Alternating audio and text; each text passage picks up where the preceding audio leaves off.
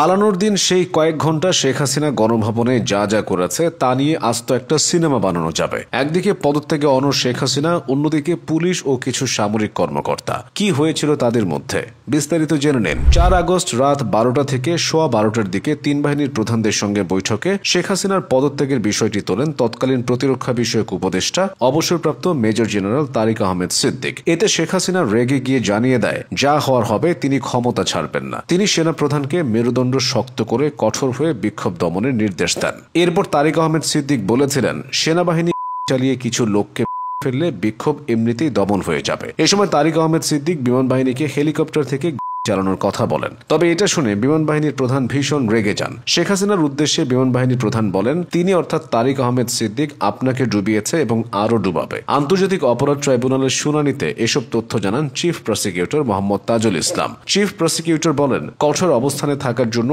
শেখ হাসিনাকে 4 আগস্ট রাতে পরামর্শ দিয়েছিলেন গ্যাং অফ 4। তারা হলেন আওয়ামী লীগের সাধারণ সম্পাদক ওবায়দুল কাদের, সাবেক স্বরাষ্ট্রমন্ত্রী আসাদুজ্জামান খান কামাল, সাবেক আইনমন্ত্রী আনিসুল হক এবং সাবেক প্রধানমন্ত্রীর উপদেষ্টা সালমান এফ রহমান। তাদের পরামর্শ ছিল কোনোভাবেই নরম হওয়া যাবে না। এবার আসে 5 আগস্ট। গণভবনে 5 আগস্ট সকালে একটি বৈঠক হয়। এতে তৎকালীন আইজিপি চৌধুরী আব্দুল্লাল মামুনকে দেখিয়ে শেখ হাসিনা বলেছিলেন, ওরা ভালো কাজ করছে, সেনাবাহিনী পারবে না কেন? তখন আইজিপি বলেন, পরিস্থিতি যে পর্যায়ে গেছে তাতে পুলিশের পক্ষেও আর বেশি সময় এমন কঠোর অবস্থান ধরে রাখা সম্ভব না, ফোর্স টায়ার্ড হয়ে গেছে। এরপর সামরিক কর্মকর্তারা শেখ হাসিনাকে ক্ষমতা ছেড়ে দেওয়ার পরামর্শ দেন। ওই বৈঠকের এক পর্যায়ে শেখ হাসিনা রেগে যান এবং বলেন, তাহলে তোমরা আমাকে করে ফেলো এবং গণভবনে কবর দিয়ে দাও। ওই বৈঠক থেকে সামরিক কর্মকর্তারা শেখ হাসিনাকে গণভবনের অন্য একটি কক্ষে নিয়ে যান। ওই কক্ষে শেখ হাসিনার কাছে সামগ্রিক পরিস্থিতি ব্যাখ্যা করা হয় এবং তাকে পদত্যাগ করতে আবার অনুরোধ করেন সামরিক কর্মকর্তারা। তারা বলেন, সময় দ্রুত ফুরিয়ে যাচ্ছে।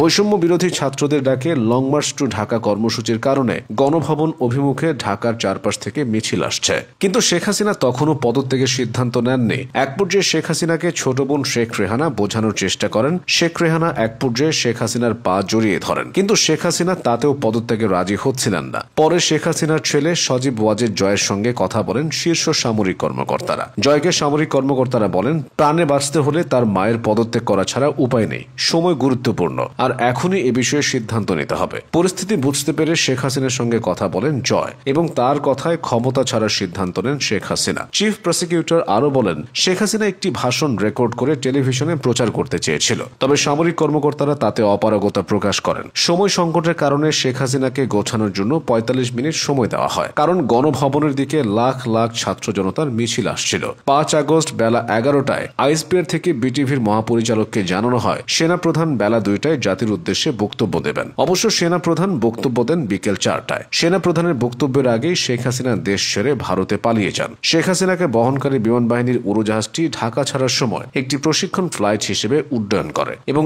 এর ফ্লাইট পথ ও অবস্থান অন্যদের না জানাতে ট্রান্সপন্ডার বন্ধ করে দেওয়া হয়। এভাবেই শেখ হাসিনার দীর্ঘ 16 বছরের শাসনের অবসান ঘটেছে। তার শেষটা নাটকের চেয়েও নাটকীয়।